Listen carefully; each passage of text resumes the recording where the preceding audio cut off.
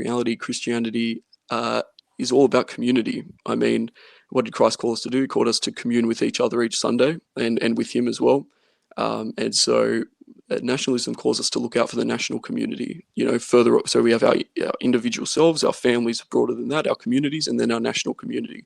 And then bring it bigger than that, our civilization, and then the whole world. In those concentric circles is where I would basically place my priorities. I think that they're all interlinked, where you can't only care about your family and not care about your community. You can't care about just your community, not care about the laws and the borders of your community and who gets let in and whether the governing body is just. I think that it's all related. How can we be who we're meant to be based on the vision of our faith if we're denied the right to present what we believe is the true nature of the human person? Where we get our hope from as Christians is that Jesus is still on the throne. That's not changed. And the government have effectively creating blasphemy laws to outlaw Christianity, the foundation of our nation. When children will be greeted by staff asking them, which pronouns are you using? What do you mean? They are confusing kids unnecessarily. So that's why the Bible is our foundation for the communion. Of course, Christ is our foundation for salvation. And we follow him when we follow the words of the Bible. Well, we have to see the bigger picture. If we don't get everything we want, that's no reason to give up.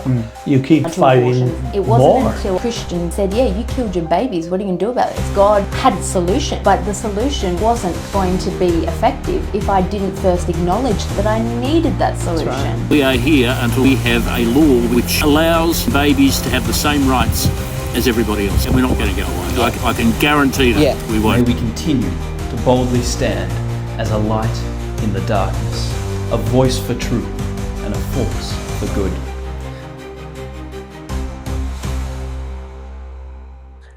Hello everyone, welcome to the Here I Stand podcast, a podcast by the Young Conservatives for Christ, available on YouTube, Spotify and Apple Podcasts, with clips going up on Instagram and YouTube, and links to all this in the description of this video. And my name is John Martin. I'm the National Coordinator for the Young Conservatives for Christ. And today we've got a banger of an episode. We'll be discussing Australia Day today. And to do so, we have some amazing conservative commentators and creators. And so let's introduce them now. From WA, we have Jordan Woodhams, Australian Army veteran, political commentator, and president of the WA Libertarian Party. Jordan, welcome to the podcast. Hey, John. Thanks for having me. And from Queensland, we have John Lawson, editor of Australia's leading nationalist publication, the National Observer, and host of the Backbench Drivers podcast. John, welcome to the podcast. Thanks for having me, John. Awesome. And from New South Wales, we have Riley Battitio. I should have asked you how to say your last name. National Young Conservatives for Christ, and co-editor of Our Truth Prevails Substack. Riley, welcome to the podcast. Thanks for having me. Awesome. It's great to have you all on. Let's jump straight into the conversation. And so on January 26, 1788, is when Arthur Phillip arrived with the First Fleet to Sydney Cove, and we now celebrate that as Australia Day. We celebrate Australia because what an amazing country we have been able to turn into, and considering what a young country we are too, it's quite incredible. But in recent years, detractors have labelled Australia Day as Invasion Day. And the presupposition behind that is that the Brits, when they came over, slaughtered the Aboriginals. And now, John, I'll throw to you first. I think history seems to tell a different story than our modern readers seem to tell. Yeah, and I think you're right on that as well.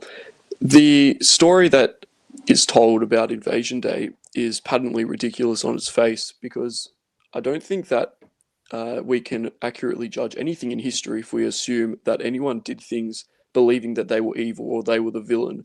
So right on its face, it's the victim and the victor narrative, or otherwise known as the black armband telling of history, which is that the Aboriginals were slaughtered and killed and massacred because the evil colonizing whites came over and they sort of have sub-imposed on them the Lebensraum myth of they were just evil colonists and equivalent to all conquering forces in all time, and they were just trying to take over the continent for white supremacy or something like that. I think that is ridiculous, doesn't reflect reality. In reality, the British who colonized Australia were really the most merciful, most enlightened Christian civilization colonizing the world at the time, and the motivation driving them was not just to bring civilization to Australia, but to bring Christian civilization specifically. And that's important because they believe that, and this is reflected in the writings of several reverends and the Catholic priests as well that came over in the early days of colonization, such as, well, Marsden originally did believe that he could do something to help convert the Aboriginals, but he wasn't really the most driven to do it. But Father Terry was very involved in that. Anyway, besides the point, but they really did believe they could bring the Aboriginals around to Christ. And I think that was one side project that was happening, trying to civilize and enlighten the Aboriginals and bring them up to the standards of British civilization, which was objectively, or I'd say within the, maybe not objectively the first most impressive civilization at the time. It was certainly up there with the best. And they did so believing that it was sort of an Enlightenment belief, really, combined with a Christian, very Protestant Anglican belief that they could bring the whole world to British civilization. They also believed that they were building a great society as well for the British colonists who were coming along and European colonists who would inhabit the continent, which was probably their main driving force. And this is going to be a little bit sectarian, but they were racing against the French in their own minds as well when they colonized Tasmania and also other cities in Australia as well. So I think that the myth that's told, the black armband telling of genocide and colonialism from evil white men, is just simply incorrect. And instead, it's something that we should celebrate because it made Australia what it is today, which is well, it used to be a great society. Nowadays, there's a lot to critique. Jordan, to you. Yeah, I shudder at the thought that we might be speaking French today. So, whilst Australia has got plenty of sins, right? Once upon a time, just like every other country, and I think that's one thing that people on the left tend to ignore is trade-offs. They never want to think about, what could have been, what could have Australia have been had the English not colonized Australia? Could have been the Chinese that came here. They were and still are quite brutal to their subjects. You got the Muslim population within China is subjugated. Those people are sterilized, and they're having a pretty rough time of it there. It looks a lot like slavery to me. That's the sort of thing that the Aboriginal people could have suffered. Now, that's not to say that what they suffered is somehow justified as being moral relativistic, saying, well, it could have been worse and therefore it's okay. That's not what I'm saying, but I am asking the people who would criticize Australia and what the colonizers did back in the day to consider it in comparison. What's the trade-off? And I'd also ask that people, especially on Australia Day, celebrate what makes Australia great. We currently rank, I've got the stats up here, we rank 6 on the, in terms of standard of living around the world. That gives us a rank of 195 with the top score being 218. That's a pretty good score. I understand that they're definitely not where I'd want them to be. We've got the hate speech laws coming into effect. Well, they're set to be voted on, and hopefully the Liberal Party will vote against them, as they've stated they have this morning. But we rank 10th on the Freedom Index, the Cato Freedom Index. That's pretty good out of 200 countries. Now, once upon a time, only in 2018, 2019, Australia ranked 5th, and we've slipped a few places over the COVID era. All countries around the world have slipped a few places, have lowered their Freedom Index score, which is disappointing to see. But the idea that we shouldn't be trying to tear down Australia, especially on Australia Day, we should be celebrating what we've got because it is fantastic. Absolutely. Riley? Yeah, so historically, there's no such thing as a country that hasn't been built on bloodshed. That's the history of empires, that's the history of nations, that's politics. So Australia is just the same as every other country. And as you were saying, Yeah, Christian beliefs. It was a spread of Christianity, and that's what colonization was. It was the gathering of resources, discovering new lands, and the conversion to Christ. So if you look at Aztec Empire, there was like, I think it was like 20 to 40 children per day. It's a very broad average, but that's how many children were losing their lives for sacrifices per day. And after Christianity, there were no children dying at all. So no matter where Christianity spread, it brought peace, love, and community. So that's what they believe they were doing. And Australia, the way it's turned out, those stats, Jordan, fantastic. Australia is one of the best places on the planet by far. And I don't see what's not to celebrate in this country, full stop. So Australia Day is fantastic. Absolutely, and it confounds me why the left hate Australia Day so much, despite all it's given them, despite what they believe, and the fact that they have the freedom to say what they believe in a country. They're really biting the hand that feeds them. And I'll throw to you, Jordan. Why do you think the left hates Australia Day so much? Yeah, I've spent a fair bit of time thinking about this, and I think that the reason that leftists want to tear down Australia Day or change the date, however they want to frame it, is because it is a step towards delegitimizing our current system. In the same way that leftists in America try to tie modern day America to the original sin of slavery, Australian leftists try to tie the colonial theft and displacement of this land's original inhabitants to our current political and economic system so that they can delegitimize it. Convincing the Australian people that they should not celebrate Australia Day, but instead refer to it as Invasion Day, is the first step to ending our national identity. Once you end national identity, it's only a matter of time before you end the nation politically. If you can end the nation politically, you can then found a new nation. And when you found a new nation, you get to set the political and economic tone and structure of that new nation. And the structure they want is socialism, in my opinion. So it is not actually about addressing or ridding ourselves of historical baggage. That's a side quest. It's about creating an opportunity to end an economic system they see as immoral and replace it with a political and economic system they regard as just. Historical grievances is simply an opportunistic means to that end. The activists that are out in the street and they provide the moral energy, the slogans and the political pressure, but they don't have this sort of end state consciously in their mind. The ideologues and the intellectuals on the left, they provide the interpretive framing, I think, talking about illegitimacy, original sin, and decolonization. And you've got institutions on the left. They attempt to translate these ideas into permanence through education systems or bureaucracy and civic rituals. None of these groups explicitly plan the outcome, but the logic of the framework that they're building points in only one direction. And you can see this by following the implications of the language being used. You've got claims being made during rituals such as the welcome to country, that land was stolen, it was never ceded, always was, always will be Aboriginal land. These all imply that current sovereignty is illegitimate. Taken seriously, those claims lead naturally to the conclusion that the land should be given back, which is often a right side critique, which would require the dissolution of our current political and economic system and the founding of a new government with different rules and different rulers. This is the end state that I think they intuitively feel but rarely articulate. So now, I think they're wrong about a lot of things, specifically like which economic system is actually immoral and the alternate histories that could have been if it weren't the Europeans that landed here first.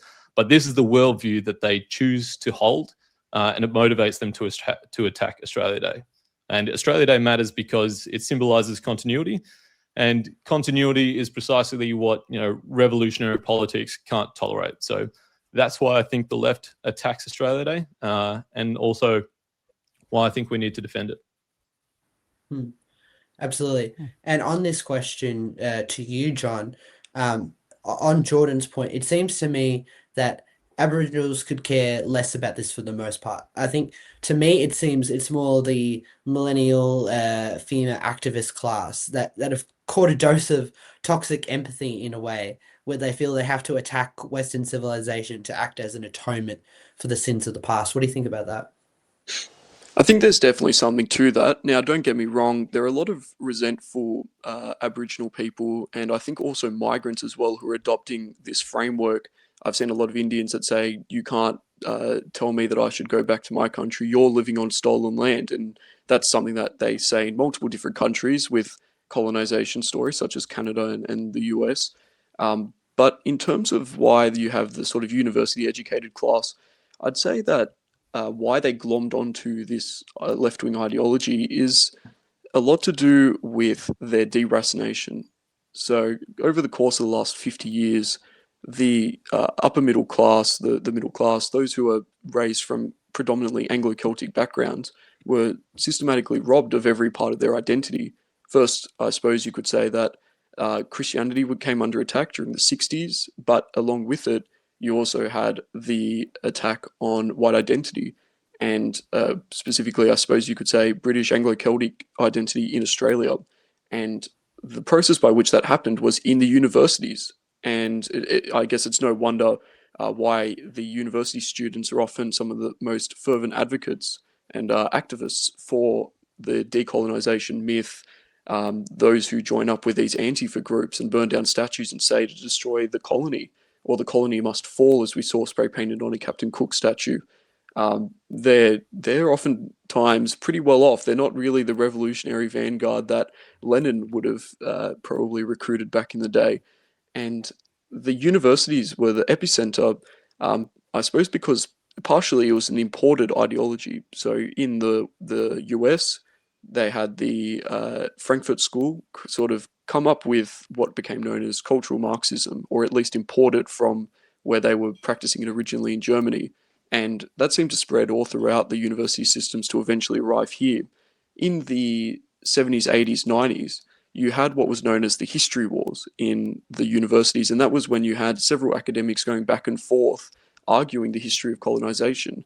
The genocide numbers, for example, was something that the left would oftentimes try to bump up, and they would use pretty spurious evidence to assert that there was tons and tons more death than there actually was during colonization.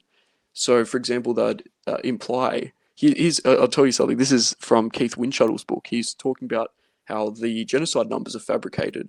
Keith Windschuttle was what you'd call maybe the patriotic historian in this case, though he said that although the left-wing side of the historians argued that we must have compassionate history, he says we must have dispassionate history. We must go back to the source documents and assert everything with evidence.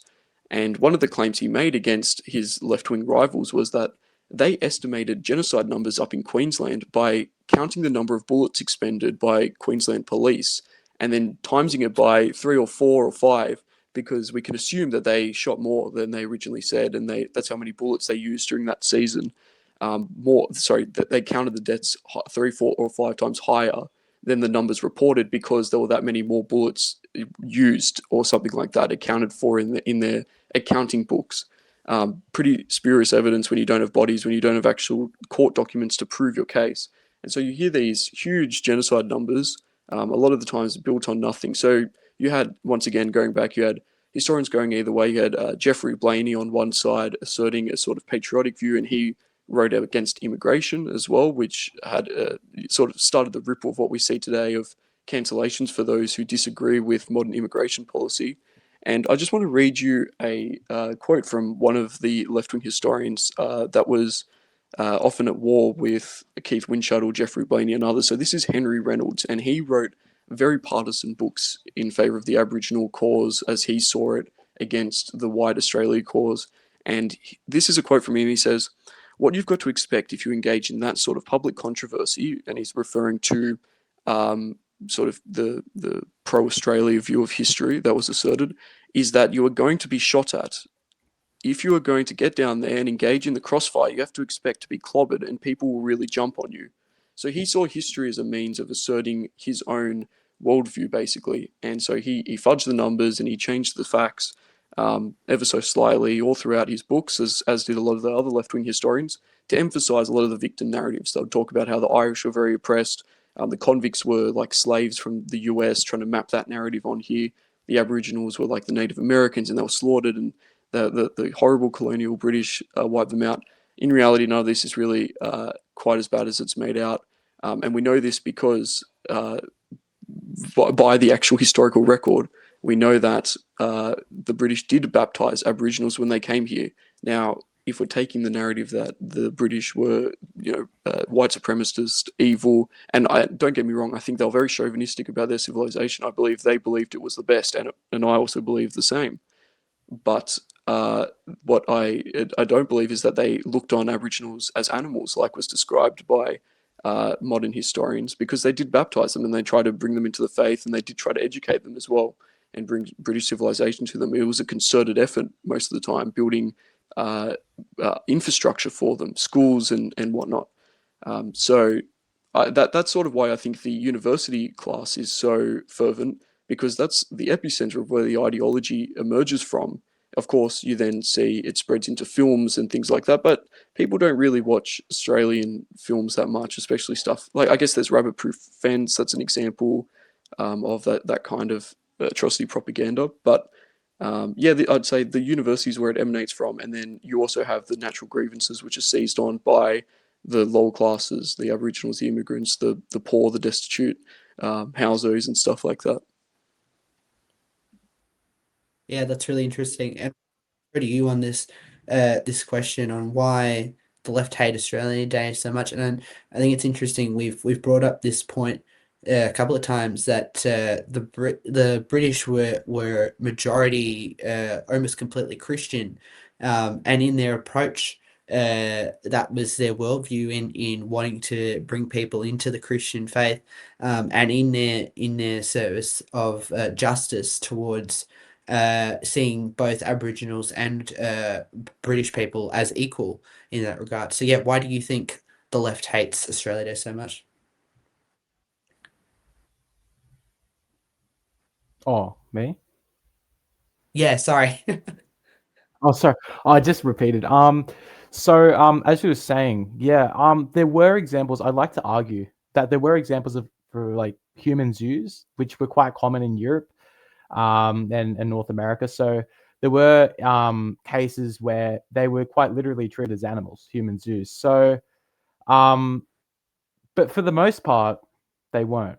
And the whole reason, so the whole reason behind it was to show off, I guess, that the empire that could spread. It was a conquering empire.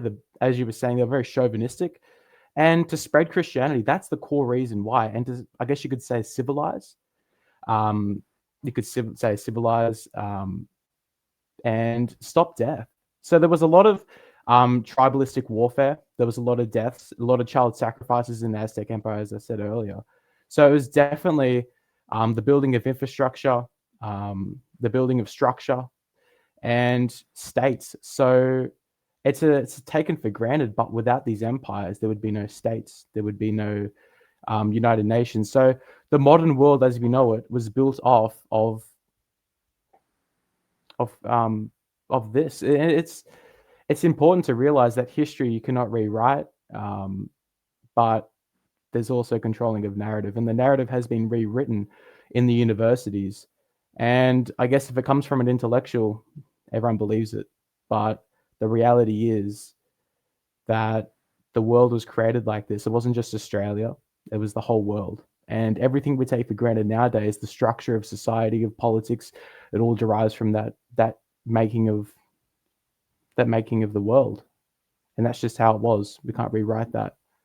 So, and it hasn't, I mean, we can't say that these are the numbers. As you were saying, they were bloating the numbers.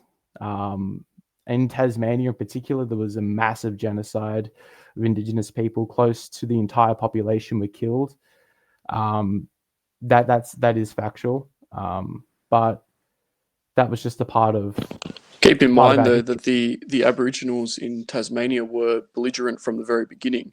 They didn't allow the colonists to have any peace, despite the colonists making the best efforts to extend Christianity to them in order to stay in their own section. Mind you, this is the narrative that's also often brought up in Tasmania, is that the Aboriginals were attacking the Europeans because they were blocking them out of hunting grounds and that they were stopping them from accessing resources. That's just not the case.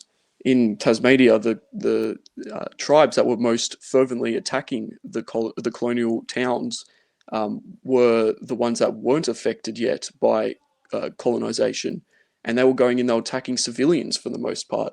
And although every attempt was made to moderate the population, it got to such a stage where they're killing women, they're killing children, and we know that it's not really an act of war in terms of they didn't feel that their territory was being encroached on, because when they would kill these people, they wouldn't steal their guns, they wouldn't steal their weapons to then fight this supposed war against the colonists.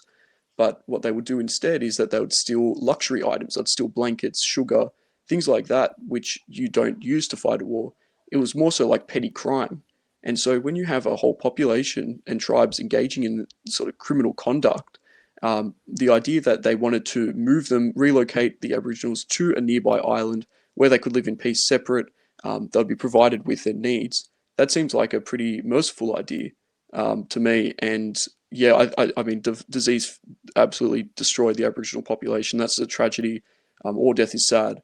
But I don't like the idea being put out there. It's a very modern idea that the colonists were the belligerents in that case. Well, do you mind if I play devil's advocate for us here? I mean, you say that they were taking things like sugar and blankets. That sounds like the sort of things that you would need to survive as opposed to fight a war. So, I mean, I haven't studied That's true. Yeah. But we could compare that with the islanders in New Zealand, where they were intentionally taking guns, for example, and they waged a real war where a treaty was declared at the end of it, as opposed to skirmish raids mainly attacking civilians, avoiding military personnel, and then only taking stuff that they were able to survive without for centuries. They were taking only things like grog, they were taking sugar, things like that, which they were able to survive and fight their own tribal conflicts with for centuries before, and would have actually benefited them in this warfare. Sorry, continue. Well, that's all right. I mean, if that is the case, again, I haven't studied this particular area. I'm just going off what you're saying. If they were stealing sugar and wheat and blankets and that sort of thing, it seems like the sort of thing that you would steal if you didn't want to fight and you didn't want a war, you just wanted to survive. So that might explain why they were stealing those things. And as for, you made another point about how it was not the tribes that were directly affected, it was the next tribe over, essentially. Perhaps those guys were the ones that were still able to fight and conduct raids in order to help themselves. And they saw what happened to the nearby tribes, presumably the tribes who were closest to the colonizers, and that's why they took that action. Again, I'm just playing devil's advocate, haven't studied it, I don't know. No, that's understandable. I mean, it happened a long time ago, so we can't know everything, but the court records do demonstrate that it was mainly attacks on civilians, which is not something that you do, once again, if you saw the belligerent Europeans coming in and stopping, and preventing you access to your hunting grounds and stuff like that. It was the Big River tribe specifically, which was one of the most intense in their attacks, and they were largely untouched. Their food sources weren't really affected, and yet they were going and stealing surplus stuff like grog and so on. Stuff that would not have been necessary in order to fight a conflict, like I said. So it's more so like law enforcement than it was like a genocide, I would argue. Well, tell me, what would you do if China came to our shores and it turned out they were much more technologically advanced than you and I are, and they decimated our country? Our population dropped from the current 28 million down to 1 million, just a hypothetical. And at that point, you're no longer interested in fighting, you're interested in surviving. What things would you do in order to, to save yourself? And if the Chinese offered you, a little piece of land for you to go and live on, would you consider that, an endearing quality of the Chinese and look to them and say, thank you for only, for giving me a little piece of what I already had? Or would you feel that you'd been robbed of the entire nation of Australia?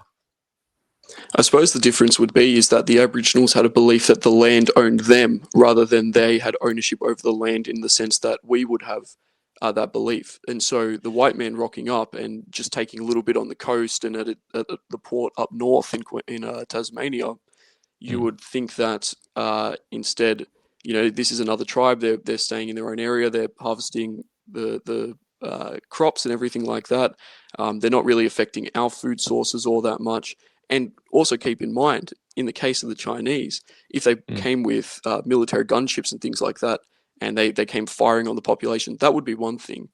In this case, it was a little bit different. The colonists came and they were offering food, they were offering shelter, schooling, things like that, and routinely they were attacked. And not only that, imagine you wouldn't imagine the Chinese rocked up, and their commander said, "You must not attack them. We cannot attack them, and anyone that does attack them will have to go through our court system, and they will be treated like any other citizens," referring to the colonized.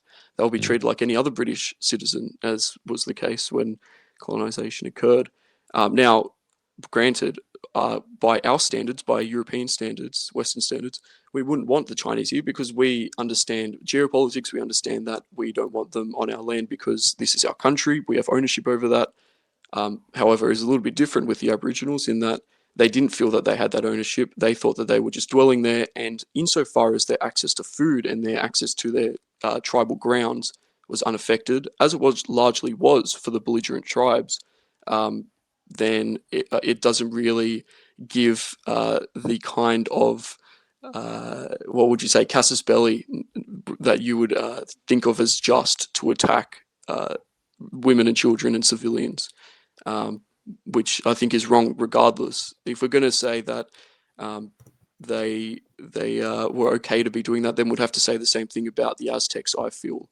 And I don't think that's the case. I do think that it was a good thing that the Spanish civilized South America and brought European laws and prevented the ritual killing, as it was when we came and we said, okay, no more spearing. From now on, we're not going to be attacking civilians. We're not going to be doing the kind of violent retribution which you would see in Aboriginal culture at the time. Well, I mean, I'll throw it back to John if you like, but I do have one other hypothetical I'd like to ask you, John Lawson. At the moment, because you just talked about, when is it moral? When is it just to go and fight a war in order to save some people? Essentially, that's what you were talking about. Over in Mauritania, which is a West African country, they still have slavery, the practice of slavery. There's about 190,000 to 200 slaves over there. I've been thinking about this a little bit recently, and I'd like to ask you, do you think that Australia should send its defence force to go and fight Mauritania's army and free those slaves? I suppose you would presume that we're operating according to the moral system that I'm encouraging. If that were the case, I'd say that first priority would be sorting out our own national problems. Second to that would be sorting out the injustices in our region. And, first of all, trying to do that peacefully. And then third priority would be going across the world and trying to civilize other countries. And once again, I'd say peaceful, maybe economic methods first, if that were not working out. Now, I don't know the ins and outs of international law. I presume the UN would probably be the first ones to intervene there. But if it doesn't cease, I'd say, yes, it would be moral for a Christian army to intervene where there is injustice like you're describing. I don't know the details. You're across it more than me. But say there is slavery still ongoing, and we did live in a just country where our military was operating according to our principles, nationalist, Christian, conservative principles. I'd say, yes, that would be a just cause to intervene over there. But only after Australia has taken care of itself locally and then expanded into our region? Well, not even expanded. I just mean take care of the problems that are nearest to us. So I'd say, for example, the biggest problem is we've got an invasion occurring on our soil. We've got injustices occurring on our soil from gang warfare, things like that. These things we should take care of before we're going and fighting wars abroad. And another consideration has to be as well, is this in our self-interest? Is it going to be a forever war? Are we going to be stuck there forever? If it's something more like the Maduro case where quick in and out, you can change the government, put in someone better, maybe I haven't got much confidence in those kinds of things. I'd say something more like the colonial project would be more successful. But once again, according to the principles I advocate, which is explicitly nationalist, I'd say has to be in our national self-interest. And if it's not, we'd have to look at other means of doing so. Well, I guess in terms of your own logic then, shouldn't Britain have stayed in Britain? Or rather, the British stayed in Britain and not come to colonise Australia, seeing as they didn't have everything sorted out over there? Well, they didn't have everything sorted out there, and that was part of the motivation for colonising Australia, as we all know. They didn't have place for criminals to go. They'd just been shut out from transporting to America. since the Revolutionary War, and so they needed a new place to move criminals to. So Australia was colonised, and in doing so, we also provided significant benefit in time back to the UK, not least of which was providing an army during the World Wars, but also trade. We produced a type of wool which was comparable with the best of the time, which was Spanish wool, and that was economically beneficial for the empire as well. We provided for ourselves right from the very beginning. So I think that in that case, the table actually worked out quite well for the British. I'd say less so maybe in India. That ended up not working out quite so well. So yeah, I'd say once again we have to be selective. We have to think from the standpoint of what is best for our civilization foremost, and what we can actually afford, of course. And I think as a libertarian, you might enjoy that argument. I do. Sorry, I'll chuck it back to you, John Martin, if you like, but I do have more questions. I don't mind if you guys want to keep going. I'm absolutely fine where this is going because we're staying on topic. So yeah. Too easy. Well, let me pivot slightly. John Lawson, you mentioned nationalism or nationalistic intentions. I just want to make sure that I want to get a clarification. Do you mean nationalism or patriotism? Well, I think patriotism is a little bit wishy-washy. I'm a patriot. I consider myself a patriot, but nationalism I'd define as explicitly to do with the natios, which is to do with descent. And so I see our civilization as primarily and exclusively that of Europeans. And so, yeah, I'd say that European interests come foremost in my mind, and then from there you go out to the rest of the world. See, that's interesting. See, I would have gone the other way, saying that, the term nationalism gets conflated with the idea of patriotism. They're closely linked, but I wouldn't say they're the same thing. I would consider myself a patriot, but I wouldn't consider myself a nationalist. When I think of a nationalist, I think of someone who would put the freedoms and liberties of the individual as subservient to the interests of the nation. So essentially, the individual will need to bend the knee in the interests of the nation. And being a libertarian, I'm kind of staunchly interested in the individual, which is something that I would feel that Christians would be sympathetic to. Given that context, would you say that you align with what I've described as patriotism, or would you still call yourself a nationalist, given the description that I just gave? I think they're one and the same, to be honest. I know that there are people that would describe themselves as patriotic, but I think that, patriotic but not nationalists, and I think that they would probably be confused in saying so. Nationalism, I think, is more Christian in a way, because I know that this sort of contradicts the very Protestant reading of the Bible. No offense to you guys, I think that John is a Protestant, but which is quite individualistic, but in reality, Christianity is all about community. I mean, what did Christ call us to do? He called us to commune with each other each Sunday, and with him as well. And so nationalism calls us to look out for the national community, further up. So we have our individual selves, our families broader than that, our communities, and then our national community. And then bring it bigger than that, our civilization, and then the whole world. In those concentric circles is where I would basically place my priorities. Maybe you'd rearrange as a father. You place your family before yourself. In times of war, you place your nation before everything else. Things like that. You do see a bit of shifting, but I think that they're all interlinked. Where you can't only care about your family and not care about your community. You can't care about just your community, not care about the laws and the borders of your community, and who gets let in, and whether the governing body is just. I think that it's all related. And I think that libertarians get a little bit lost in the sauce, talking about theory and talking about stuff that's very, very up in the clouds. When the way we live our lives reflects, I think, a more biological reality, which is we're born from a mother and a father. We've got siblings oftentimes, and we've got cousins, and bigger than that, we're all Europeans are more closely related than they are to non-Europeans, and then so on and so forth. Or obviously, you reach the largest extent of the human race, where God defines humans as having souls. That's pretty much the extent of where we really care about governance. But sorry, I think I've gotten a bit lost. But my point is basically, to come back to it, is I don't see a contradiction between Christianity and nationalism, and I think that nationalism doesn't contradict with caring about problems abroad either. All right, too easy. Cool. Yeah, and I'll just address that pot shot you took at Protestantism. But no, you're right. Protestantism is a lot more individualistic than the Eastern traditions. But I agree that a community-based approach is a much better approach. So I will take that criticism on board. And I'll throw this next question to Riley. And part of what we've been talking about today is the revisionist sort of take. Sorry, my throat. On what we've been talking about, and they don't sort of allow this sort of discussion we've had today on the history. It's sort of like it's settled, it's done, it's all wrong, everything that was done is bad, and we need to hate our ancestors. And they claim they have a balanced view, which it obviously is not.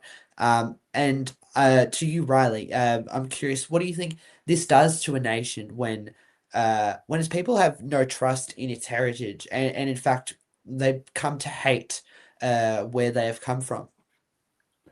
Yeah, so it's the stealing of national pride and national identity. So of course there were the elements of violence that were experienced by Indigenous people, but it's been flipped. The narrative has been flipped, and it's rewriting of history, and the well, I guess it's taking away pride, love, and our trust in our heritage. So why should we be ashamed of our heritage? Why should we be ashamed of something that we haven't done? Maybe it was our ancestors, but we have nothing to do with that. We have no control over what they did. But somehow we have to celebrate National Sorrow Day, for example. We have to experience a welcome to country at every football game we watch on TV, or like every lecture I have to listen to, it's a welcome to country. So when I think of welcome to country, I think welcome to God's country, a country that we came, we conquered, and now we're one of the best on the planet. And that wouldn't have been the case if we didn't arrive on the shores in 1788. To be ashamed of our heritage, which most of us are migrants. I think 3% of the population are Indigenous, so 97% of the population are immigrants. We all came to this country, the country of hope, the Australian dream, and we built this country. So welcome to the country that we built. We did everything. We fought for it. We bled for it. We cried for it. So, yeah. And to actually feel ashamed to be an Australian, which is what they're doing, it's disgusting. And we should not feel ashamed. I don't know if anyone thinks that's everyone on the same page there. Well, look, sometimes I take a bit of I don't know. Sometimes I feel a bit of contradictory guilt whereby, you just talked about, well, I don't want to put words in your mouth, but it kind of sounded like you were taking credit for, maybe not you specifically, but you're taking credit for what the Anzacs did. You said, we've bled for this country. We paid the taxes that built the roads and funded the armies and that sort of thing. You want to take credit for that stuff. And I'm on your team and I do the same thing. So I'm guilty of this as well. But at the same time, if we're taking credit for stuff in the past, do we get to distance ourselves from the things that we don't like? I mean, Australia was colonized. A lot of people were killed. We want to take credit for the Anzacs, but we don't want to take credit for the murder. I mean, I personally, again, being a libertarian, I think that I don't get credit for any of it because I didn't do any of that stuff. I mean, I have fought and bled for this country, but I'm not an Anzac, and I can't take credit for securing our freedoms because as long as I've been alive, Australia's freedom index has only gone down. I was more or less talking about like the immigrant story and the Australian dream. I probably used the wrong words, but I was more or less talking about the immigrants coming here, working this country, building the infrastructure. So like the Snowy Hydro, for example. I'm Italian. A lot of Italians worked on that. Without Italians, that wouldn't have been like with Italian immigrants. So that's kind of the thing I'm talking about is people came here. There was a good local guy for everything, mechanic, local grocery store, general store, a boat guy, everything. And it's just that good local guy who would go off, fight for their country. That's the same people that I'm talking about, the immigrants, the Australian dream. It is strange that the left will criticize, us being, colonizers, immigrants, and at the same time champion immigration at the same time. I mean, you and Yeah. I are in a contradiction, and so are they. Yeah, very much so. Yeah, it's just the older generation of immigrants during the white Australian policy, when all the immigrants came from post-war Europe, even China. A lot of Chinese immigrants came here. That's the immigration I'm talking about, the good old-fashioned immigration, not the immigration now where we let rapists, murderers, drug dealers into our country. And I mean, you talked about it before, John Lawson, about the gangs in Melbourne. That's terrible. So many people are under threat for just going to the shops. Like, you can't even walk out. If you're a female, you can't even walk outside and go for a walk in the park now. It's impossible. They've actually solved that problem because they introduced machete bins in Victoria, so there's no more crime there. Thank goodness for that. Oh, God. How much did that cost per bin, by the way?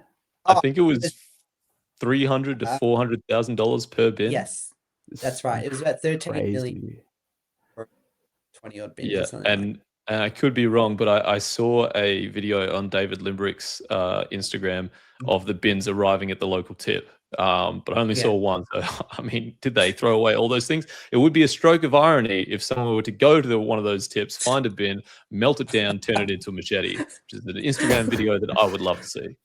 That'd be the most expensive machete. It would, right? Yeah. Oh, yeah. That's crazy what they've done. But yeah, John, I'll throw it to you on this idea of us hating our ancestors and where we've come from. Yeah, the origin of it, I don't know when that, because it's such an unnatural thing to hold in your heart, but it's so common nowadays. And I suppose it's because so many of us, we went to primary school, we went to school, high school, and all throughout we learnt about colonization from a specific perspective. And when we get to high school, we also learn about the rest of European history from another perspective. Again, one often not a positive one that talks all about all the grievances that people from the third world and the second world have with European civilization. And then we go and we watch movies about the valiant samurai resisting the European technology. We watch Schindler's List, things like these movies which teach us guilt for our ancestors' acts, real or imagined. And I think that is where the origin really comes from. It's where you have these sort of psychotic young girls that really fervently hate their ancestors. They seem to fill up the ranks of the left-wing protests, and I think that part of that is also a status thing. It's the trendy beliefs, or at least it used to be, the trendy belief to be really conscious about your carbon footprint and care about how evil your ancestors were, and I apologize for racism, BLM fist in the sky, that kind of a thing. I think that's turning around a lot now, especially with the young guys. I think that just knocking it, the fact that they made it like a so reverend, it made it really fun to make fun of and knock down. And I think that's why a lot of the young guys don't really have that same act and treatment towards those narratives anymore. And so I think that we're seeing things turn around. It's not going to be like this forever where it's so maligned. I mean, March for Australia proves that huge numbers of people still feel pride for our country. As for some of the earlier points made, I don't know. I don't like the rhetoric that we're all immigrants except for the Aboriginals. I draw a distinction between those who were descended from the founders and the Anzacs and things like that, and people that rocked up yesterday. And I'd say that the language that's so often used is that everyone's a migrant, so therefore no one deserves to be here. And so I'd push back against that a little bit and say, without the original founders, and I think this is what you're trying to get at, Riley, I don't think that you're trying to disagree with this, but without the founding stock, this would be a completely different continent. I mean, physically, culturally, linguistically, so many different, ethnically, of course, so many different ways. And so I'd say that if you are particularly if you're British of British descent, but also those Europeans who came along and assimilated into that British majority culture and adopted the ways that they found here, adopted the language, the accent, the way of life, I'd say that these, I think, can be very strongly distinguished from the Indian migrant that rocked up to drive Uber and cheat on his university degree, and all those kinds of things. And so I feel pride for. I think that it takes a cold-hearted person to say I don't feel pride for who I'm descended from, because they're literally us. Like, we came out of, not to be crude, but we came out of their genetic material, generation to generation passed along. We are them. We're parts of them. We contain them in our genetic code. Those who first colonized this country, and going all the way back to England as well, for those of us who are of Anglo-Celtic descent, or of European descent, we've got a long history, and that's all carried within us. So I think that you have to be pretty, I think, disconnected from what is a traditional way of living if you're going to be talking about. I don't feel a strong respect and a strong love. I'd say maybe love more than pride for my ancestors, the country they created, and their deeds and acts. And I mean, we hate injustice. We're Christians. We hate evil. And so, yeah, of course, we don't want to talk about the bad things they did per se. And let's not kid ourselves. There were injustices that were committed. I mean, that's just obvious. And I was debating it at the start, because on the whole, I think it was a virtuous project, the colonization of Australia. But yeah, there were injustices committed. But I mean, everyone did bad things. I feel love and I feel pride for the great things that our ancestors did. And those who are trying to deconstruct that, whether from the left, whether they're liberals, I mean, that lowercase liberals, I think that they're the enemy of our civilization. And I think that those ideas really have to change if we're going to get back to having a great country again. I can't believe that you would criticize all the doctors and engineers who are flooding our country and enriching our culture. Yeah, I think I saw one of them at the machete bin melting it down the other day. But engineering. Yeah, that's right. That's right. It's in the name. Actually, I totally agree that, and I see the distinction that you're drawing, and I'm on the same boat when it comes to the difference between immigrants of 3 generations ago to the immigrants of today. And I just had to look up the word indigenous, because I wanted to make sure that I was stating it correctly before I reiterated something false. But the word indigenous means originating or occurring naturally in a particular place. So by that definition, I can't see how I'm anything other than indigenous, though I'm sure that that's not how people think of me. Yeah. You're a native. You're a native to this land. Yeah. We grew here, they flew here. That's what what the bumper sticker's going to read. Yeah. Yeah. And on you made, John, on this turning around with young people, the IPA recently did a poll, and they asked, is it wrong that some corporates are making the Australia Day public holiday a voluntary day off for staff? And the poll found that 50% of Australians believe it is wrong. So it's 50-50 either way. They believe it's wrong that corporates are making it voluntary to be a public holiday or not. And on an age basis, which was really interesting, the highest in agreement with the statement that it is wrong that Australia Day is being made a voluntary day off for staff was 18 to 24-year-olds. So they were 72% in agreement. And you go further up the age range, it goes 53, 42, 48, 50, and 44, which is really interesting to your point. And last year they did a poll and they asked, should Australia Day be celebrated on January 26th? And the agreement was 69%. And in the age range of 18 to 24 is 52%. And it increased by 10%. So I think we are seeing a change, and I think it's only because of the radical changes that have been made to our country in the past couple of decades, probably maybe even a bit longer than that. And so with this knowledge that things are turning around slowly, a question to you guys is, and maybe I'll start with Jordan here. Why and how do we defend Australia Day? I mean, more specifically, but how do we defend the pride that we have in celebrating where we've come from and what we are now? Well, on the voluntarist point, being a libertarian, I'm kind of a staunch voluntarist. And I think that, but at the same time, I think that any man that doesn't give his workers the day off on Australia Day is a bum. Yeah. In terms of defending it, I'm not sure that you do defend it. I think what you do is demonstrate the way that you want people to behave. That's being a leader to me. And then you invite them to join you. I don't think, I mean, when I use the word defense, I guess I start to think of something like, maybe not men with swords and shields, but some sort of force. But when I think about perpetuating Australia Day, I think the best way to do it is crack a beer, invite people over for a barbecue, demonstrate the behavior that you want to see, and hopefully over time they will adopt your culture, because that's how culture transmits. Yeah, that's really good. John, I'll throw to you.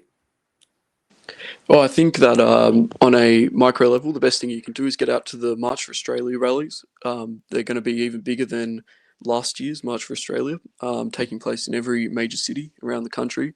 I think that is a real big cultural change agent, because people see that on TV. They see they're not alone in their belief and their patriotism, and they want to go along, and the crowds get bigger each year. I think that's really how you change culture. But in addition, if you want to maintain Australia Day, the thing you have to do is maintain our demographics. You can't expect the country to be full of Chinese and Indians and things like that, and for them to want to celebrate Australia's National Day. They feel like they're victims of the British imperial project, of the Christian, what would you call it, the evangelization of the world. And so they don't feel like they're included in that, and they kind of aren't, in a way. I don't mean that in a rude way, but I mean that it's our day, and so it makes sense they'd want to celebrate Chinese New Year, or they'd want to celebrate Diwali, but that's our day. I mean, that's when our ancestors came here. When Captain Arthur Phillip landed. Back in, and this is just where I'm at personally. I'm not in favor of multiculturalism, but I would separate multiculturalism from multiracialism, and so I'd say that for me that whatever, generally, not always, but generally most countries that people can come to Australia from, you can assimilate, and I think you should, if you want to make Australia a great place. And realistically, if you don't assimilate, then I don't think you can belong in a place like Australia. But I want to maybe if you had a difference between what I've just said and what you said just there, but yeah. Well, I suppose it's a bit of a complicated question, but I'd say that culture and race really only slightly differ in that I think that Australian culture can really only be perpetuated by Australians. I don't think that that's even really controversial thing to think about. Like, for example, we look over in China. Is there an Australia town in the same way that there are Chinatowns in a lot of our major cities? And who created the Chinatown? Was it weeboos, or what's your Chinese equivalent of a weeboo? It's people that were something like that. But it's people that were of Chinese descent that moved here, and they wanted to continue practicing their culture. Now, I do believe, like, you can have assimilation. There are people that come here, they start speaking with the accent, they forget their old ways of life and whatever. But I mean, at the end of the day, where does culture come from? It comes from a particular people, and I think that there is a biological rooting for it as well. And that's a massive topic. It's not something that we have time to debate, but I do think that it flows naturally from a stock of people. I think there's a reason why across the world all the Anglo countries look so similar. And then similar, and even in contrast to other European countries, I do think that it's a lot to do with the minds that the Anglo mind. I'd say that is the generative principle there. Well, Anglo-Celt, British, Australian, European. So that's where I'd draw the contrast. Is that I don't think you are going to have a population of all Indians that are like, "G'day, mate," and that's going to be the exact same as my British grandfather living here, and he was in the same town for however many generations. Yeah, No, I think that's a fair comment, Ben. But yeah, it's obviously a very complicated question and a podcast potentially for another time. And Riley, I'll let you finish off on the question that we're discussing and on this point of how do we defend Australia Day? Yeah, so as you guys were talking about, March for Australia is excellent. On a micro level, go to that. It's such an awesome event. I've never gotten so many handshakes and met so many Christians in my life. So yeah, definitely go to March for Australia. And I mean, how do we keep Australia Day? It's just be involved, get involved, go to the marches, go to social media pages where there's promotion of the Australia Day. Be proud of our history. I know it's against the machine of narrative that's been pushed upon us, but we gotta just stay strong and have faith in the future of Australia. We are losing this hate speech legislation that's being proposed in Parliament. Like, it's crazy to think that we can go 15 years in jail for just having an opinion. It's insane. But it's remembering what we had. Australia Day is reminiscing about what we had and how to restore that. It's not about conserving anymore. It's about restoration and to restore our rights, restore the demographic, restore Christianity, because Christianity in our country is devolving. It's becoming more in tune with the state, and the state is anti-Christian. The government is anti-Christian. Albanese said that in an interview before he was the government way back. He said that the church should have nothing to do with governance, which is absolutely abhorrent for our now Prime Minister to have said that in the past. It's disgusting. So yeah, it's about what we should be, what we need to be as Australians, and we can't change what happened in the past. So what's the point of trying to cancel Australia Day, because it's about everything we are today, not what we were before, during colonization. There may have been acts of violence, but we can't change that. So be proud. Yeah, absolutely. And I think we'll finish on here. I'll let you guys all have your final thoughts. I'll hand it off to Riley first, and then we'll go John, and then we'll go Jordan to finish off. Just your final thoughts. Anything else you guys wanted to briefly mention? I just think that Australia Day is an integral part of our national identity. It is about inclusivity, and those who don't want to be included in Australia Day are simply un-Australian. So that's pretty much the full stop. And I just encourage people to attend Australia Day, to be proud of their heritage, to be proud of their country. It's a beautiful country. For me personally, immigrants have come from war-torn Europe, a place where dictatorships rose and wars began, and it's a very sad, depressing place. And they came to Australia for hope, the Australian dream, and they came here as Christians with hardly $1 in their pocket. They made an empire. They built an empire in Australia. So it's a beautiful country with opportunities, and we need to celebrate that. And Australia Day is a day to recognize our beautiful history and our beautiful country. So yeah, it's an integral part of our identity. Absolutely. John?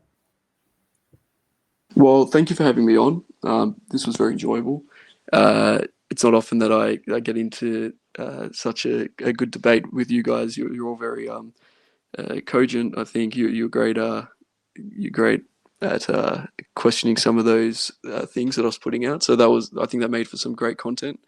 I appreciate you letting me on, and I reckon we all go out there and we join up with March for Australia on Australia Day, and that's how we're going to slowly change the culture. So thanks for having me on once again. To Jordan? Well, thanks for having me on as well. You guys have been great conversation.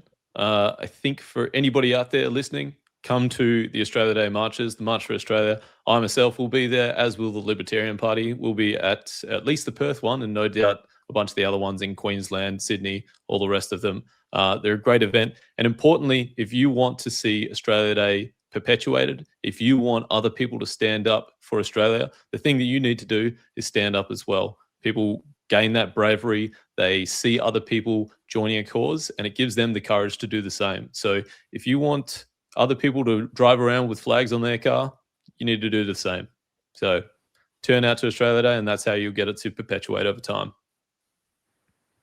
Awesome. It's been a great discussion, guys. I really appreciated all the ideas that have been thrown around and are very cogent, as John said, discussion. And I'll give you guys just a quick opportunity just to, if you've got any links or anything like that where people can find you or organizations you guys are working with. John, I'll start with you. Yeah, you can find my podcast and articles at thenationalobserver.co. Easy. Jordan? Cool. My name's Jordan Woodhams. You can find me on Instagram, Twitter, YouTube, mainly on YouTube. That's the sort of content that I'm going for. You just type in Jordan Woodhams into any of those platforms and you'll find me. Other than that, look up the Libertarian Party of West Australia or the Libertarian Party in general, and you should find my contact details in there, and send me an email. Come straight to my inbox and I'll reply back to you. Riley? YCFC, pretty straightforward. It's on the podcast. Yeah, just YCFC support, and that's easy. Wow, it's been a great discussion, guys. Really appreciate it. The links to all of these guys' organizations and socials and everything will be in the description of this video, so you can find them easy and you can get in touch with them and you can chat with them and you can see what they're doing. And to find out more about the YCFC, go to youngconservatives.com. And thanks for listening to the Here I Stand podcast. See you, everyone.